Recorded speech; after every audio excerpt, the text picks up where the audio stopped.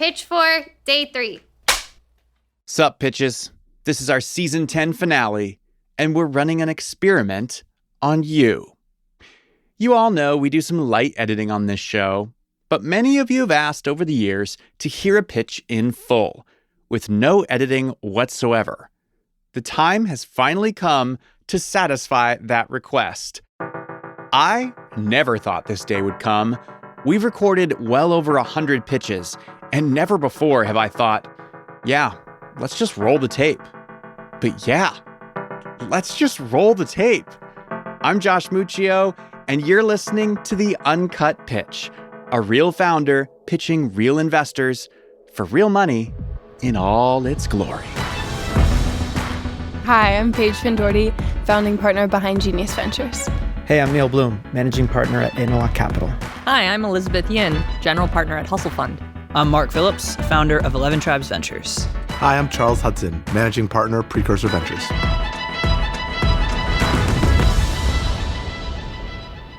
The pitch for Handle is coming up after this. And if you want to watch the video of this pitch, go to pitch.show/YouTube. Episodes premiere on Wednesdays at 7 p.m. Eastern. His own entrance music? Yeah. That's a song. Yeah. All right. Hi, everyone. Hey. Hi there. Howdy. Chase Robbins. Charles, nice to meet you. Paige. Chase. Nice Hey, to Chase, meet I'm Mark. Mark, nice to meet you. You too, man. Chase. We're going Elizabeth. left. Elizabeth, Hey, nice to meet Neil. you. Neil, nice to meet you. Switching it Thanks up. for your time today. Thank you. Thanks for Thank being you. here. Thank you. Of course. If you've used a delivery service recently, you probably know this. Delivery fees continue to go up. Delivery times continue to go up. This is the reality for the 20 million college students that are using delivery services for convenience products. Delivery services simply can't execute on the speed, the price, and the selection that consumers expect for daily use consumables. On the other hand, conventional retail convenience stores typically are not so convenient. They often don't have the selection that consumers want, and in many cases, they're becoming pricey as well. This is why I built Handle. Handle builds vertically integrated dark stores adjacent to college campuses. We deliver a curated set of 700 SKUs to students on and off campus in an average of 12 minutes, and we deliver them profitably. Our average ticket is $17, and we net $4 in contribution margin per order. We launched this service at USC in September of 2021. We've since expanded to University of Oregon, University of Alabama, and UC Davis. We're here because we're raising a $3 million seed round. This is a large market. There's 10,000 universities in the there's 500 universities in the United States with over 10,000 students, and there's another 500 internationally with over 10,000 students. Our stores generate more revenue and a higher margin than a typical 7-Eleven, and so we see the future is very bright for our business. So if this is interesting, I'd like to answer your questions. I have a question. Please. Well, thank you for welcome. And Thank you. Thank you for. I guess one of my questions is if you're profitable, like from the jump, why do you want to raise venture? Mainly because we're profitable on a unit economics basis. Okay. Our stores, we've actually brought our first 2 locations to cash flow positivity. So our flagship market, USC, is producing $10,000 per month in profit. Our other stores are on track to do the same. Our store at University of Oregon is also operating at break even right now. Our store at USC got to that $10K per month figure after only 12 months of being open. And our Oregon store got to break even after 7 months. So we're here raising venture mainly to accelerate our rate of expansion. We're raising this $3 million. Half of the funds will be used to launch 11 additional markets, bringing us up to 15. And the rest will be used to build out a corporate team and invest in engineering. I invested in a business that was somewhat similar to Pivot and something else. I'm just curious, like, I think about GoPuff and Fridge No More and Gorillas, and like, that was the story of kind of lighting money on fire. 100%. With customer acquisition. Can you talk a little bit about, not to steal Elizabeth's normal question, but can we talk a little bit about the unit economics of how the deliveries work? I'd love to. Yeah. I'd love to. So a little context on myself. When I was a freshman at USC, I actually sold my first software business for $300K. I used my own money to open our first location. And so from day one, we had the spirit of profitability in mind because obviously I didn't have the luxury of just burning VC money. With that spirit, we've done over 60,000 deliveries and we've focused on refining these unit economics over time. So the keys for us in compared to a GoPuff or a Gorillas is that we know exactly who our customer is and we know exactly where they are and we know exactly how to target them. So our customer acquisition cost is actually under $1. If you compare that to a Gorillas, 100x. for example, they're spending $50 plus to convert a customer that's going to churn after one order, for example. And so our customers, in contrast, have over 8 orders on average, and we've only been open for 18 months. So with time, I see that expanding a lot. And what's the SKU? Is it all non-perishables? Like what's the... That's correct. Less than 1% is perishable. We do carry certain products like sliced fruit or protein packs, but the vast majority is zero spoilage, over a year of shelf life because we plan for also the seasonality of the business. When summer comes, when winter break comes, we drop to about 47% of our general revenue. And so we want to make sure that we're not carrying product that's going to end up causing losses down the road. So talked about your supplier base. So as you think about the perishables and the non-perishables, how many suppliers are you sourcing from? And will that change based on the locale of the schools? 100%. It does change depending on the geography. We're sourcing from over 20 suppliers, and we're using the exact same suppliers for the most part that traditional, conventional retail stores are using, like Core-Mark, KeHE. I don't know if you're familiar with the industry, but it's the same ones that McLean, these are the ones that 7-Eleven, for example, are using. Absolutely. I live 10 minutes away from KeHE's headquarters. And so you do, you mark up on the products themselves and then you charge for delivery. That's Is that correct? We charge a flat $1.99 delivery fee. Okay. And we never surge that. Most often, we actually use that as a growth lever to incentivize purchasing. And one dark store per university? That's correct. And so how much revenue are you doing right now? So we're at a $1.2 million run rate. We expect with our current locations, we're projecting that at maturity, which is about 3 to 4 years after opening, stores can do $2 million in top line and $500K in profit per year.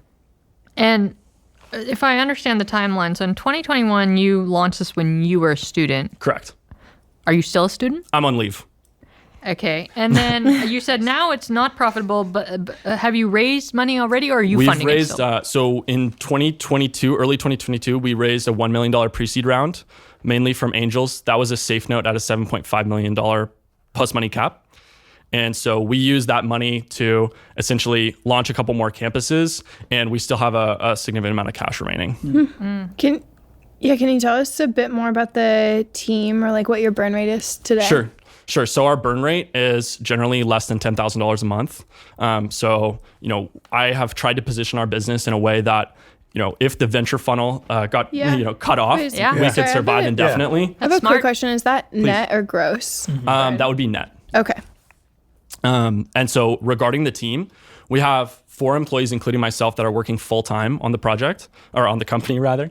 And we have, at each store, we have a store manager, we have a growth manager, and then we have a fleet of W-2 delivery couriers. Are they mostly students? It's all students on the delivery courier side. And then for the management of the stores, we target recent graduates because they understand the market. Yeah. Have you heard of a company called Envoy Now? Yeah, they actually came out of USC. I know. That's why I bring them up. Yeah. Did you ever talk with Anthony about that business? I have actually tried to get into contact with Anthony, but haven't been able to make the connection. That's a company that I backed. Oh, nice. So, and I have backed Anthony in his new company. Vinavest? Vinavest, yes. That's awesome. I didn't know that was But Envoy Now is actually a pretty phenomenal company. Like, I think before we backed Envoy Now, I was very averse to the space for the GoPuff reasons and all that. But the funny thing about college campuses is it's very enclosed as a community. And I think that's an insight I didn't have years ago. But it makes the unit economics easier because everything is happening in this dense area, right? That's exactly correct. And we talked to some investors and they have this reaction of like, oh, you're on college campuses. You must just be using that as a early market. And in a year, you're going to be in cities. And for us, maybe long term, we go into cities, but really the bread and butter of our business and where we make the bulk of our money is on the college campus. And it's a massive market in and of itself. Yeah. So actually, that would be my next question. Like, my hope would be that you stick to college campuses. Right. But where do you think this goes? Like, how do you think about expansion? So expansion, I think that we focus on our core competency, which is delivering to college students one of the beautiful things about our business and one of the key enablers of our unit economics is that our customer acquisition cost is so low. And so you ask yourself, why is it so low and what are we doing differently? In my opinion, the beautiful thing about the business is that we are actually leveraging the atomic networks of our existing employees. So our delivery couriers, we intentionally overstaff because they turn into brand ambassadors. And then they go in and bring their own community inside the school onto the platform. And we've seen the data and the direct correlation between hiring new employees and new customer signups. You talk about the size of the market. If you did stay hyper-focused on college campuses, and let's start with just domestic, can you unpack what that would look like from a total addressable market perspective? Definitely. So there are 500 universities in the US that we've identified are viable markets for this. And if you just do the napkin math, our average store at maturity is going to be doing $2 million a year. So it's $1 billion in revenue. And then it's about 25% of that. It's about a $500,000 in profit per year per store. So that's like the total addressable market. In the United States. Yeah, can you talk a little bit about like competitors that you? It seems like Envoy. Now I'm not as familiar with their story, but I'd be curious to understand like $1 billion in revenue is capturing 100% of the market. Who are the other competitors in like the early stage?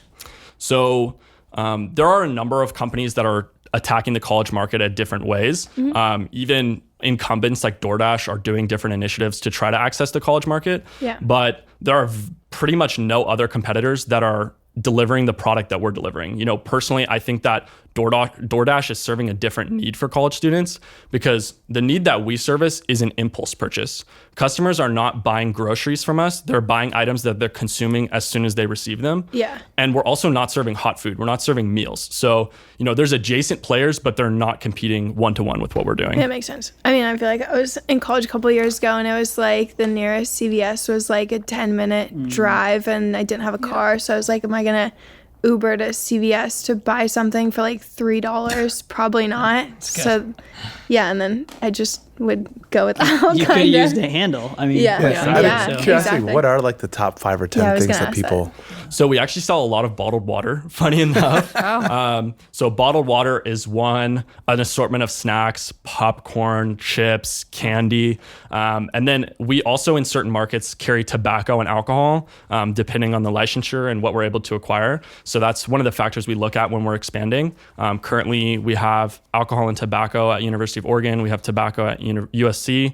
We have alcohol and tobacco at University of Alabama as well. We just got approved and we're about 6 months out from alcohol at USC. Nice. 500 universities, you said? In the 10,000 US with over 10,000. Okay, at doing $2 million a year. Correct. So that's not $1 billion, right? That's $100 million. Am I doing my math wrong? No, it's $1 billion. That's a 500. $1 billion. 500 times 2 million. Yeah, Yes. it's $1 billion. Okay.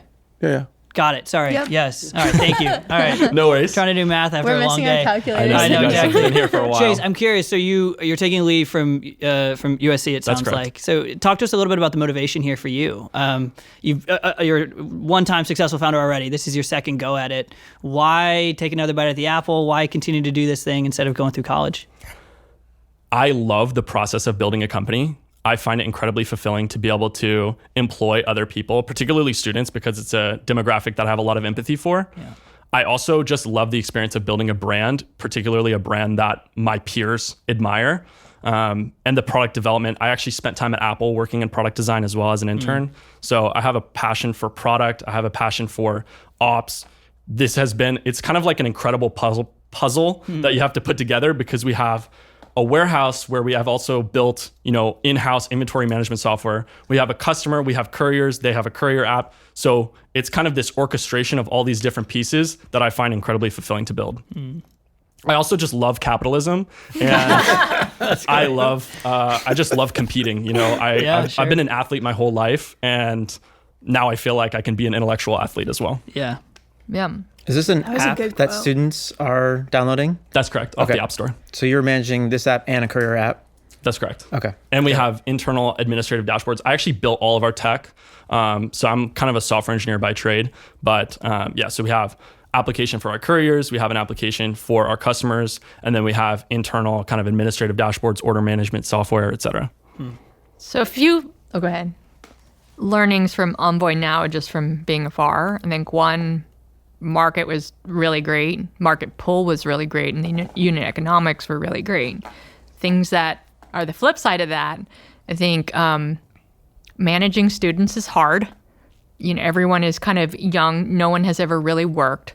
And then as you expand into different campuses, you need a really strong GM at each of the campuses. Tell me about your hiring. What do you look for? How do you test and train your GMs? Are they also students? A little bit about that. Yeah, so regarding hiring for our GMs, it's a mix of students and recent graduates, but that's also been a key area of learning for us throughout the process of, going through GMs that have not succeeded and going back with the team and really analyzing that. What are the factors that we could have identified in the interview process to prevent this from happening again? So that's a lot of learning that we're doing right now. But currently, our interview process is multi-stage interview. Everyone on the corporate team does blind interviews for final candidates. We also do personality testing to make sure that they're going to be compatible for this type of role. We're managing these teams from afar because we have distributed warehouses. We're in California. And so ensuring that we get candidates who are self-starters, self-motivated, that are in it for the right reasons has been critical. And I think we're getting really good at identifying those characteristics. So what kind of people become your GMs of your other locations where you're not, and how are they incentivized? So we're only at 4 locations. So there's not one, defining characteristic that's emerged, but it's a mix of people who have started as delivery couriers and have just shown incredible grit and drive, and we've promoted them up. One lesson I've learned as a founder is just like promoting good people really quickly and firing bad people really quickly as well. We also have people who have approached us and said, hey, I really want to bring this to my campus. I'm not at a campus where you're currently at. And so we take them in and we say, okay, are you sure this is not an easy, endeavor? We bring them out to LA where our flagship store is. We train them in the store. And so then it just goes from there as well. And your question about incentive. So we have recently rolled out a new comp structure where they're actually being held accountable to the store level P&Ls. So they're able to kind of define their earnings by what the net income of their store is based on the percentage of revenue. So for example, if you're doing 10% net income per month, you can get a $3,000 bonus for that month. Nice. That's a lot. It is. It's a lot. I'd imagine for your employees, that's a big bonus. Yeah. It's a huge bonus. But for us, if we're doing 10% net income, we can definitely afford to incentivize them that way. And these warehouses are all off campus or any on? They're all off campus. They're campus adjacent. So we're actually an average of 2,000 feet from our customer. So we've kind of done the geospatial analysis on that. We've gotten really good at identifying low cost real estate that's proximate to student housing, as well as, third party student housing that's really just apartment buildings off campus. Do you have to do any registration with the schools or deal with the schools at all?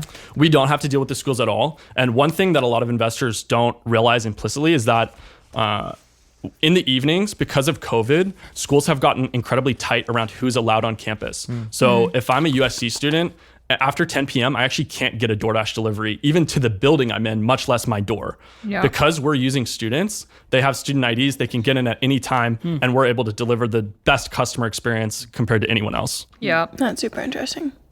If you didn't raise any venture funding, if let's say it all dried up and wasn't there to be had, how would you grow this business over the next 12 to 24 months? What would that look like? It would really look like probably slimming down our ambitions from a engineering and a corporate standpoint and just focusing on getting our stores as profitable as possible. Right now, because of how the market has been, we're doing this balancing act of growth, but also profitability. We would go all in on profitability, obviously, and say, okay, maybe the customer doesn't need the order in 15 minutes, maybe they need it in 20, and we can use the lever of our staffing costs to increase the profitability of the stores. So there's a lot of different levers we can pull. But I will say as well that we have 2 funds that are interested in leading the round. So I'm optimistic that we'll close the round at this point. And how much, just going to that point about speed, how much of it is, to Paige's point, it's just convenient. It's as convenient at 30 minutes as it is at 15 versus the timeliness. Yeah, so we've done some testing and we've done analysis around, delivery times and return rates for customers. And right now we see that if we get above 20 into the 25, 30 minute range, we do see reduction in returning customers. But I have a hypothesis that this may just be due to customer communication. If we set the expectation with the customer that it'll be there in 15 minutes and it takes 25, they're gonna say, this is not a consistent service. But if at some point we need to say, hey, this is a 25-minute delivery service, we may not see that same, churn. So is your messaging on campus like 15-minute delivery then? That's correct. So that's like, that becomes in the model where you switch to profitability and you're seeing longer lead times for delivery, then you'll have to change. Is that like your core messaging like overall as a company now? It is, but I will just say that at USC, our average is 12 minutes and we're profiting $10,000 a month. So I don't see it as a necessary step, but I was just kind of playing out a catastrophic scenario. Yeah, definitely. I was just curious about like, is that a core aspect of your messaging? And if so, like how difficult would it be to change that if you're, would that be breaking like the core promise that you made to your customers? I would say that my intuition tells me that it's not hypercritical. Okay. Cool. Obviously I can't say without running tests. I try to be very data driven in my answers, but there's still significant value that we provide to the customer in that the experience is really friendly. We get feedback from our female customers, especially that, hey, it's 11 p.m. and I'm trying to order snacks. I don't feel comfortable walking to the CVS. I also don't feel comfortable with some 1099 coming into my apartment or coming up to my apartment.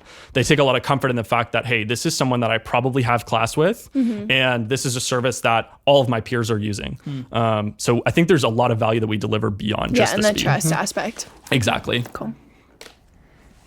I missed the answer Charles asked about how many SKUs. How many do you have currently per campus? Per campus, on average, about 750. Has that grown over time based on people requesting items that aren't there, or what's that like? It has grown. We've done experiments around, going to 1,000, 1,100 SKUs or 300 SKUs. We have found that 750 is kind of a sweet spot, but it's actually an interesting customer behavior. We've run the tests on where the add to cart events come from in our app. And, it's similar to many other like grocery delivery apps where you have like a breakdown of categories. 50% of our add to carts come from the first 5 products in any given category. So I do think that over time, as we collect more data on what the customers are demanding, we could slim down inventory.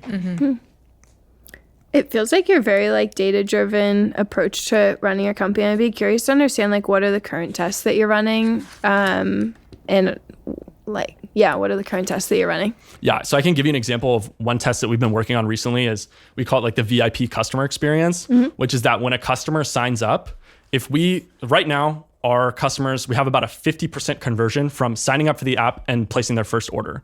And so we came to this question of like, how can we increase this? So what we've done over the past 2 weeks is every time a customer signs up, we break them into 2 different cohorts. One of them gets a text message from an automatic system that says, hey, my name is XYZ. I'm the manager for this location. I'm also a poli-sci major. We try to humanize that interaction and then say, if you have any questions, let me know. You have X amount of dollars store credit in your account. The other cohort, we actually have our managers manually send them a text on their phone because the blue bubble, we have a hypothesis, makes a difference. Yeah. If it's green, customers pick up on like, hey, this is obviously automated. And so, jury's still out on that. We're collecting the data, but that's the type of experimentation we're doing. That is funny.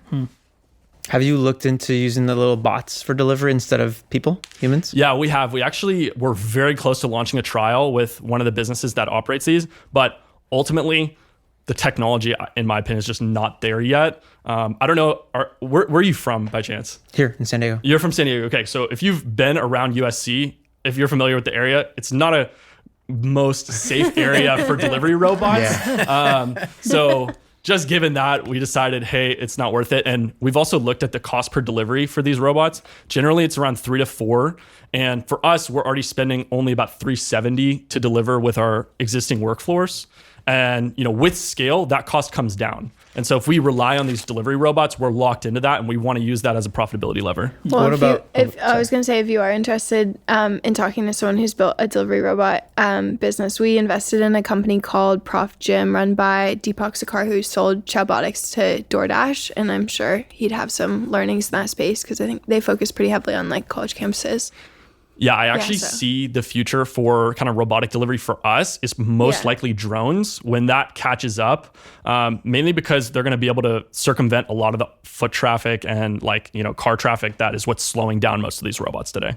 But obviously FAA and all that is in play. So I have an investment in a company that's doing this at airports called At Your Gate. I'm familiar. Yeah. And so they started adding a human plus bot that would follow because they started batching deliveries and they just felt it was too much to walk back and forth to the one spot. They're doing like restaurants, so they're running all over, not yours. But is batch ordering a thing? Like how much is that kind of taking up the time of your delivery people?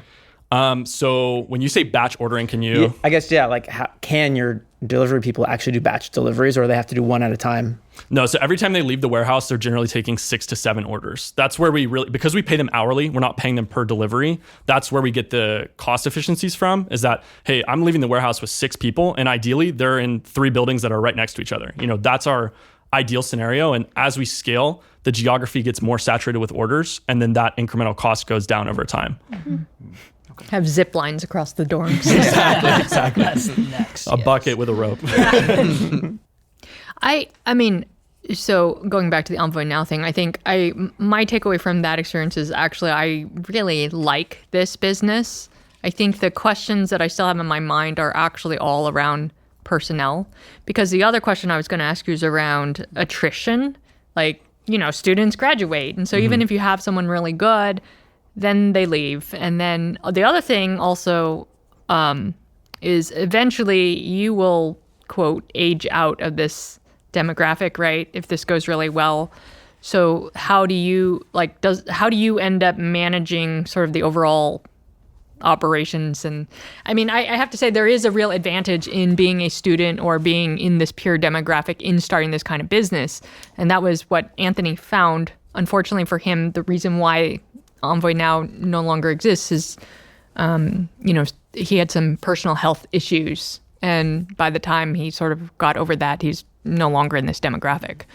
So kind of curious for your thoughts on that and the personnel and that sort of thing. 100%. So our sample size isn't big, obviously, at this point, but I can speak to like our manager at University of Oregon is a really great example. He came to us when he was a student and loved the business so much. We gave him a little bit of equity compensation, and then we put this new compensation structure in place. And he passed up, Big 4 consulting jobs to stay and run this location at Handle. And so I think that's a testament to the kind of type of character that we're building. But I also think that as we scale, let's say in 10 years, for example, I'm completely, I'm an old person and you won't I'm be 22 that old. now. So don't say that. No offense. Compared to some of us here. It happens quick. Let's say in 10 years, I have kind of lost my empathy with the customer, right? Yeah. I think that a core competency that we're going to develop over that 10 years is identifying talent really early and being able to develop them. Mainly because that's going to be a skill we have to master if we're going to scale this business. And so I think it's going to be a continuation of that. Finding the talent that's fresh out of college, highly capable, highly driven. And like I said in the beginning of the pitch, promoting good people quickly and making sure that we still have our ear to the ground, so to speak, on that demographic. So your GMs right now, are they all not students? Like either they've dropped out or have graduated, or are some of them like doing studies? It's a mix. Some of them are doing both. So Okay. the hourly expectation that we set with our GMs is 30 hours a week. Okay. So, it's not quite full time. Yep. It's definitely a lot for someone to be a student and do it at the same time. But that is kind of a filter in and of itself, because the people who are going to be willing to take that on are the exact type of people that we want running the stores. Mm-hmm. So here's the significance, like 30 hours a week specifically versus like 40?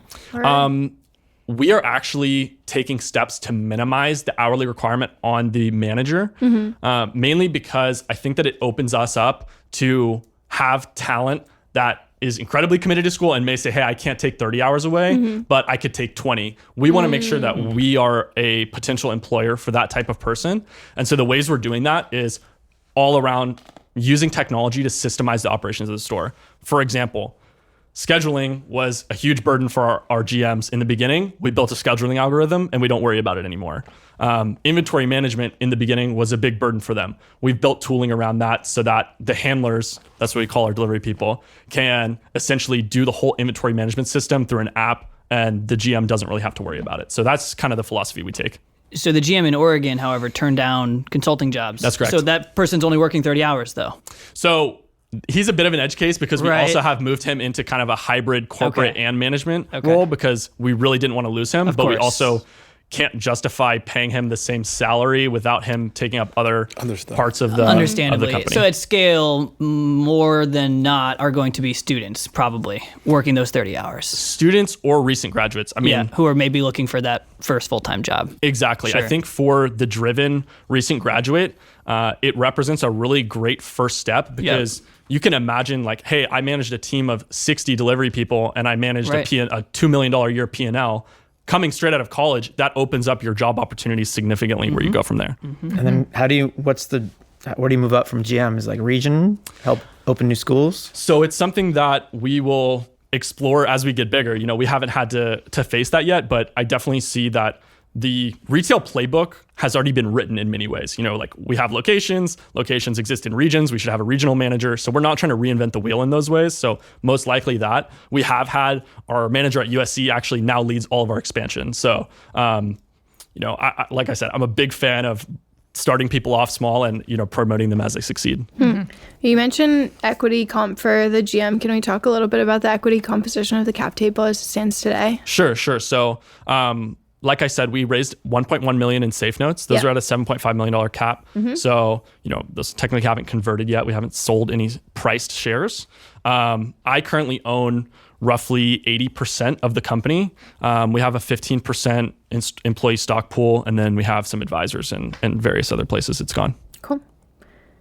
And then what terms are you looking to raise the $3 million on? Sorry if I missed that earlier. Yeah, no worries. So that is going to be a $15 million pre-cap. Okay. On a 1.2 million run rate? Correct. Okay. That's GMV. Correct. Do you have flexibility on that? It would be difficult because we do already have kind of like verbal conversations with two funds that are willing to lead at that price. So I kind of have no incentive to go below it, to be honest. No, makes sense. Well, I was just asking if it was flexible or not. Yeah, I mean, maybe No, in it's- other terms, if there were some other terms that you were interested in, but probably on the price now. What other terms? Yeah, now that I think about it, probably nothing. I mean, if you want to write a $2 million check and you want a board seat, then we can talk about that. Oh, but wow. There you go. probably But they haven't issued you a term sheet yet, though. we're expecting a term sheet in the next couple days. Oh, okay. Can you say from who? I can't. Sorry. What do you think? I can give you some demographic info. So one of them is a pretty large institutional fund from San Francisco. Another one is based on the East Coast, is a syndicate of kind of ultra high net worth people. What do you think your burn rate goes up to? It's tough to say. We can lever it however we want. It really depends on how many locations we want to launch, how fast. Right now, our plan is to launch 11 locations over the next 18 months. To give you an idea of opening a location, it's roughly $60K in upfront investment to get the licenses, build out the store, purchase the inventory. And then it's roughly $60K burn over the first kind of 6 to 7 months to bring that store to break even. Mm-hmm. Back to something Elizabeth said. So it's a $1.2 million GMV run rate. So that would be GMV plus delivery fees. Okay. So And on the GMV, what's the take home for Handle? You know, what's the actual revenue?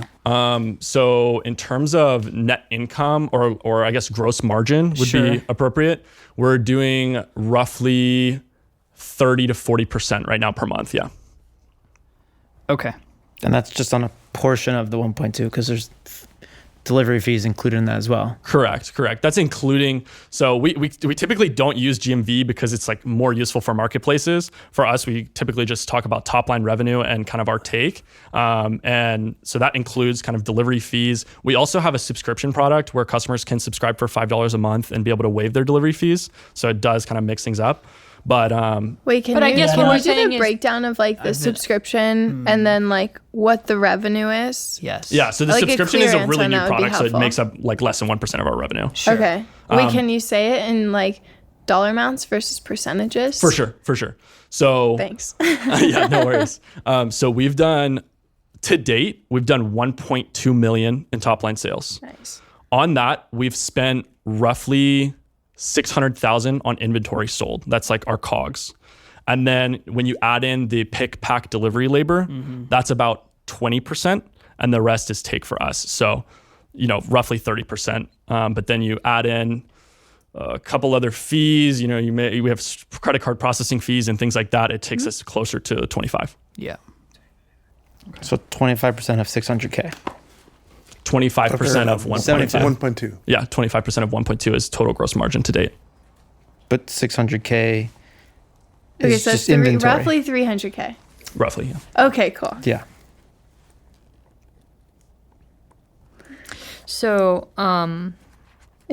Sorry, just to clarify, I just want Please. to make sure it's clear. Okay, so is this 300K per month or is this to date? That's to That's to date. date. That's to Okay. date. Okay, cool. so I really love this business, especially since I've had a seat in the arena before on this. And I think you have an amazing background. You've already gotten a lot of lessons learned from your first business and have done well. So I think you're thinking about everything in the right way. I think you're very crisp and knowledgeable about the levers of the business and what you need to do. And I like how you think through optionality around the burn versus venture, et cetera. I think you sound like a fantastic entrepreneur. I think for me, the valuation is really pricey. We're pre-seed investors, and I realize you've actually made a lot of progress and are probably not what I would call in pre-seed. So from the perspective of the fund, we'll be out. But I think, given where you are with your fundraise, if you end up, raising a price round or whatever this is with those funds, I would love to see if I might be able to write a very, very small personal check. Okay, that's great to hear. Yeah, thank you so much. I appreciate your time. I'm basically in the same boat as Elizabeth. It's a little out of spec just for our fund model, which has more to do with like the constraints of our model than what's fair to you. You've got people interested. I think it's hard to argue with Yep. legitimate interest. So Yeah. good for you on managing dilution. Really impressive articulation of the business, and I think you're doing everything you can to maximize the hyper-local nature of the business. And I think it's going to be super successful. Thank you so much. Yeah, I'm in pretty much the exact same boat, but I don't know. I think it's really incredible what you built so far and the learnings. I think some of the things that really stood out to me was how data driven you are and like how quickly you've been able to iterate and like a lot of the deep statistics on like usage and I think like the tests that you're running are really interesting. I think similarly for me, the valuation is a bit too pricey, but like you said, like you have interest at that, so it makes sense to stick with that valuation. But similarly, I'd be interested in putting in a very small personal check. So happy to try as the round comes together. Thank you. Yeah. I was just kind of thinking about your questions were really poignant on the personnel piece because I'm thinking back to At Your Gate who really struggle about utilizing their delivery people who they've hired full-time on staff are kind of sitting around and waiting for orders to happen. A little bit of a waste of utilization. Does that come up at all? Yeah, I'd love to speak to that. So one of the great things about our model is that because we're employing students to do the deliveries, they're not expecting any amount of hours. So what we actually do is we do demand forecasting over time, and then we scale up our labor up and down in 3-hour increments. So a certain 3-hour chunk may have 4 delivery people working, and then the next 3-hour chunk may have 1 person working. And that's just to optimize, like you said, delivery person utilization. That's like our key metric. Interesting. How varying is it per campus? It depends on the maturity of the campus, but I would say the ratios stay the same. It's more of a timing throughout the day thing. So when we launch a market originally, we're only open from about 4 p.m. till 12 a.m. And then as the store develops and we generate that demand, we end up at 10 a.m. to 1 a.m. And so you can imagine in the morning, we have low staffing because that's not a ton of demand exists there.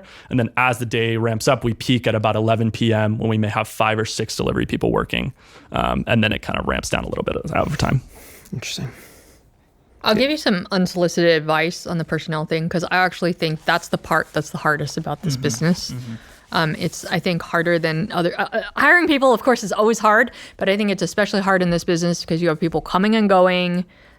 Some people devoted to school, other people not so devoted to school. Students have never worked before. You have all these variables, and then you're doing this all remotely across campuses. After you raise this round, I would really recommend that, if you're not already doing this, you as the CEO, fly to every location and really spend time and even potentially hire somebody to do sort of a 360 with the existing teams just to make sure you have all of those down pat and operating like machines. And as you expand to these 11 other locations, obviously everyone always wants to step on the gas pedal, but I would be a little bit cautious in how you step on the gas pedal because it's really easy to mess up. overextend for sure. Thank you. So just one thing I'll speak to on the Envoy Now piece, because I think that you're absolutely right to be kind of pulling from those learnings and pattern matching. One significant advantage that I see is that we're actually using W-2 labor, even though it's part-time. I could be wrong, but my understanding is that Envoy Now was kind of using impromptu 1099 student labor, like, hey, I get a notification, oh, this person wants me to bring a granola bar from this place on campus to the other place. That's very different from how we operate. We're staffing and scheduling people weeks in advance. And so we do eliminate a little bit of that friction, but I think you're spot on in your feedback. Thank you. Yeah. I'm going to have to be a pass as well, which makes me sad because you came in here with just incredible passion and control of your business, and it deserves to grow, and it will inevitably, right? It doesn't have anything to do with our opinions or decisions. So I'm a pass as well. I just want to encourage you to think through as you bring on investors. I mean, the business strikes me as one that capital infusion is great, but you've got something here, right? And it will grow with or without that capital infusion. And I think the hyper-local nature of it and not growing too fast is actually what's going to make it most dynamic, right? So even as you consider what those term sheets look like, just hold on to that perspective that you've had in growing it over the last couple of years, because I think that's what made you unique. Thank you. Thank you for your time. Yeah. Thanks for being here. Yeah, of course. Yeah, I'm unfortunately going to have to pass too. Super impressed, but I just keep getting hung up on the valuation, which is unfortunate. Because also I have this feeling it's like, what does it really come in at? Let's see what those term sheets come at, and let's talk if it's different. But that everything else is like, this is super interesting. It's just that blaring number out there that says these numbers just don't match. But obviously I've looked at business in other places like this, so I'm going to be helpful in connecting you to other founders who are doing this to share notes. What's the one that's happening at UC Santa Barbara? There's a version of this there. I think Starship. Yeah, Starship. I looked at they're them. using the delivery robots. Yeah. Yeah, interesting. Well, congrats. Sorry that I have to pass here, but No if worries. terms change when actual sheets actually come in, For sure. I think be interested to look if they're lower. Okay, great. Awesome. Thank you all for your time. Thank I you really so much. appreciate it. Thank Thank you. you. Nice to Great meet you. job. Cheers. Thank you.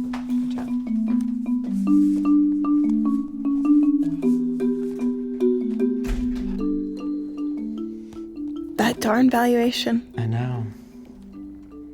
It's just high. How do you especially think for about valuations GMV. as a function of GMV versus actual take home?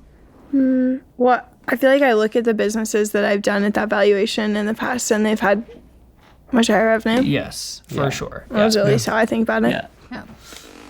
And Why are you not investing? It's just off. I realized I didn't get to it. So I mean, it's just off. It's off thesis for us in terms of what we're looking to put our money into. So another food delivery in that space isn't something that we're focused on participating in. Got it. Sorry, I didn't articulate that. I realized. No, it's fine. Cool. And Elizabeth, I know you have to run, but any other last, just literally price for everyone except for Mark, who doesn't like food delivery. It's really high. I think he also needs people that will buy into what Mark said, which is this like patience. Like, I think he needs the right people with the right orientation.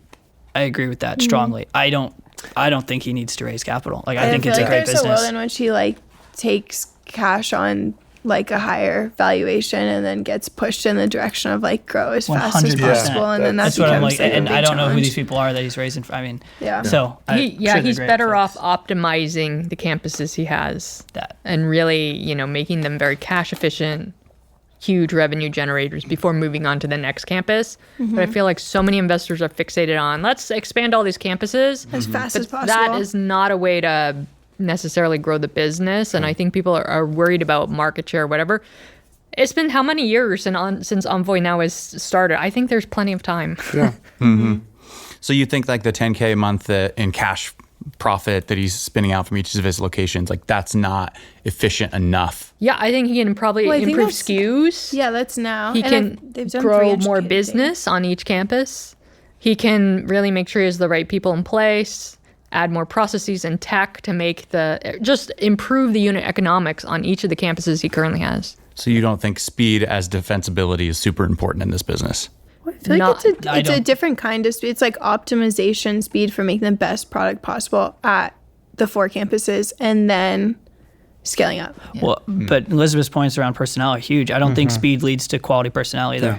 You have to establish yourself on the campus and find the best individuals to work with. So All right. Super impressive guy. Yeah. Yeah. Again, Thanks, sir. great control of the business. So well done. Yeah, you guys picked a lot of great companies. You guys picked great companies. Thank you. What were we today? 3 for 6? 4 for 6? Just depends on what happens with Bevs. Oh Yeah, we'll see. Yeah. Yeah. And we got, I guess, angel checks in this one. Yeah, we'll see. Potentially. We'll see. Potentially. Potentially. We'll see. Cool. All right, man. Good job. Cool. Thanks for Thank having you. us. It's a wrap. That's what they say in the business. Thank you for spending the time with us. And thanks to Rich Smith for providing the tequila shots that the investors took moments before that pitch. Chase walked out of the pitch room with angel commitments from Elizabeth and Paige. But before either of them could write the check, Chase sent an email that made the whole deal fly off the handle. That's coming up after this.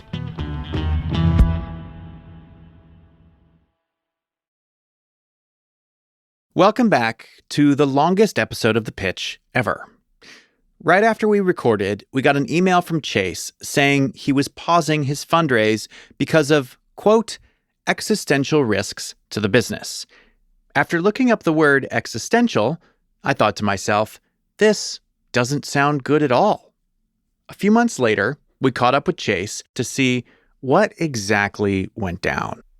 Chase, what's going on? I hear some stuff has happened. Yes, it's been a interesting time. Essentially, right after we recorded, literally in the days following, there's a big regulatory change that happens in our industry. And overnight, our insurance cost 10x's. Oh no. Does it have to do with serving alcohol to minors in college? No, it actually has to do with labor classification in the context of all of the litigation happening relative to Uber, Lyft, Instacart, these big gig economy companies. We are kind of the small afterthought that was also impacted by these changes. Yeah. Logistically speaking, this meant we need to have coverage for things like, hey, what if one of our drivers hits somebody's car? What if a car hits one of our drivers? So we have to get different policies for all of these different risk factors, and getting all of those policies set up, given that we're doing something that the insurance companies are like, we've never seen this before, just took a very long time. And their gut reaction is, hey, we've never seen this before, so we're just going to charge you an insane amount. Yes, of course. This poses this huge threat to our model. And obviously, I'm not going to accept funds into the company if I think that there's risk here. So I reach out to all the investors we were raising, because we were going to raise a large round at the time, and we actually had term sheets coming in. And I said, hey guys, let's pause while we figure out what the future looks like in regards to this developing situation. We have literally just come to resolution on these issues in the past 2.5 weeks. So in the end, your insurance costs are not 10x what they were. No, they're not prohibitive to the model in any way. Well, that's good. I mean, in the email you sent me, I have to admit, I was like, oh man, it sounds like literally someone decided that college students can't deliver to other college students or something. Like it sounded devastating. It did feel in the way you describe it now, it sounds like, I don't know, a day at the office. I think being a founder a day at the office is cataclysmic in many ways. Fair. This looked really scary the first 2 weeks. And in the middle of all of this tumultuous period, we get an acquisition offer as well from a big company in the industry. It was mostly a talent deal. So they wanted my team's experience to come in and help them build a similar product internally. Did you have any conversations with existing investors about this acquisition? Oh, yeah. Did they want you to go through with it? No. I think we all kind of felt that it wasn't the best outcome, but if I was 1% leaning towards it, they were certainly less excited than I was. Ultimately, we decided like, hey, there's not that much incentive for us to do this, and we have enough confidence in ourselves that we can continue to run this on our own. Right. If you would have taken this offer, what would that have meant for you and your founding team? There's a funny analogy that I've heard used in founder circles, which is it car changing money? Is it house changing money? Or is it life changing money? I like that. This was definitely in the first category. It wouldn't have been a huge financial outcome for anyone involved. So then did you go back out and restart the fundraise? So a couple days ago, we sent out an email to a number of angels that were interested in the company over different points in the life cycle and said, hey, we're going to open up a quick $350,000 extension. And if you're interested, it's $100K minimum. Just let us know. Within 3 days, the whole thing was filled. And then sometime in the next 6 to 8 months, we're going to open up and do a $2 million round. Okay. Really, the next 6 months for us are dialing in the economics as much as possible so that when we go to do that $2 million round, we have great terms. All of our investors feel super confident going into it because I personally don't enjoy the fundraising process. I think the better your company looks, the quicker you can close the round and the faster you can go back to building. Yeah. Would you describe fundraising as a necessary evil? I would never describe fundraising as necessary in the context of just building a business in general. I actually think most people probably shouldn't fundraise. I think most businesses that are fundraising probably shouldn't fundraise. Yeah. But if you want to be a high growth startup, then fundraising is just part of the game. Right. But you got to show love to the small business owners that are just making it work without any VC money. Yes. This conversation is sponsored by Amex business cards. Sorry. This is like literally the thing you just said right there is their talking points for their ads. Here you go. I'll give you something. What's really been empowering for us building the company is how much Amex has been able to support our growth. We've been able to work. Just do an ad read for you. Oh, Chase, you're making this so fun. Have you thought about reaching back out to Elizabeth and Paige and including them in this round? The objective of this round was just to get capital quickly from friendly faces, essentially. So people that we wouldn't have to go through full due diligence and, go do 12 pitch meetings with them. Okay, I have to stop you. Lisa's like freaking out. She's like, what the heck? I'm a friendly face. Why didn't you call us? Lisa is a friendly face. That's, this is my mistake. So if you guys want allocation, I would be happy to give it to you. I love the pitch show. And you guys have been with me through some tumultuous times. So you earned some street cred there. 5 months. 5 months. five difficult months, I will add. So we could definitely have a conversation about that. But I would be obviously happy to have the pitch show involved. That would be super cool. I would like to also go to bat for my friends Paige and Elizabeth because I like investing alongside them. Paige and Elizabeth will 100% have allocation when we raise this next round in the next 6 months. But like I said, the objective over the last week was, hey, let's get capital in quickly so we can focus on just building the business for a little bit. Okay. So you left USC to build this company. Any plans to go back and finish school? Yeah, I will graduate. I just do my classes part-time, online. It's a very laid-back situation. I'm actually going to graduate in July. Oh. But the school is 5% of my time. How many credit hours are you taking right now? 20 right now. What? How is 20 credit hours 5% of your time?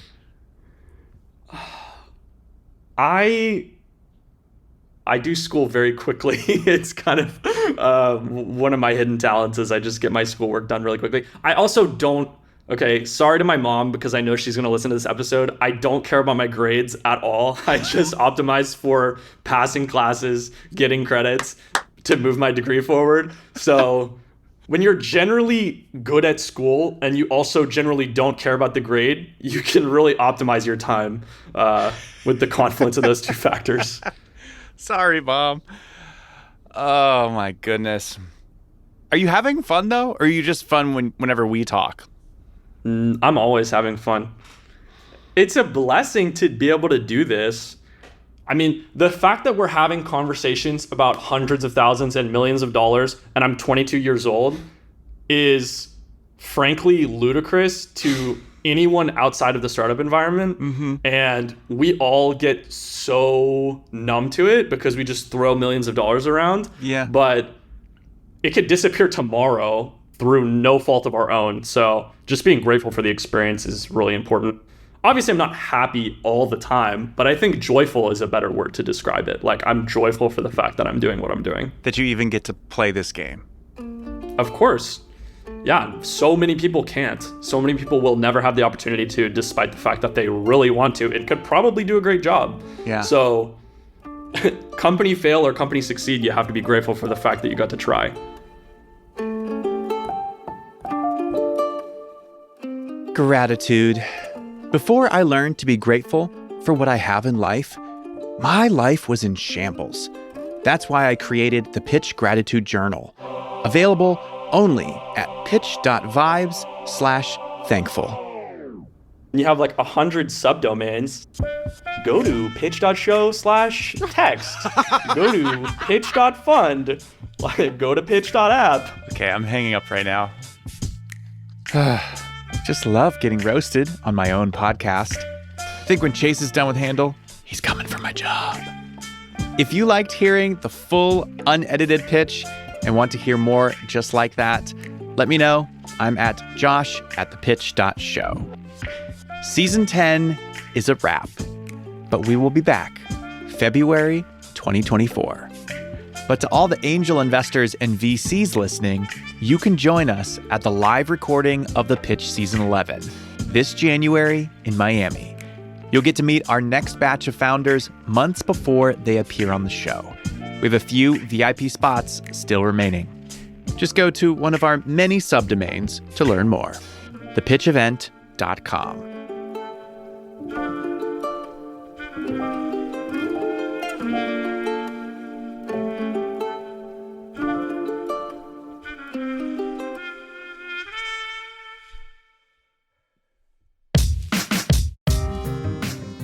This episode was made by me, Josh Muccio, Lisa Muccio, Carrie Ann Thomas, Anna Ladd, and Enoch Kim, with casting help from Peter Liu. Music in today's show is from our many stars, Anders, Snack Attack, Serene Sloth, Breakmaster Cylinder, and The Muse Maker. Thank you so much for listening to the show. If you're enjoying the podcast, we've set up a special URL to make it super easy to share with a friend. It's pitch.show/text. Try it out, pitch.show/text. And if you want to listen to our show entirely ad-free, subscribe to Pitch Plus. You'll also get occasional bonus content. Plus, it's a really good way to support the show. Just go to pitch.show/plus to learn more. The Pitch is made in partnership with the Vox Media Podcast Network.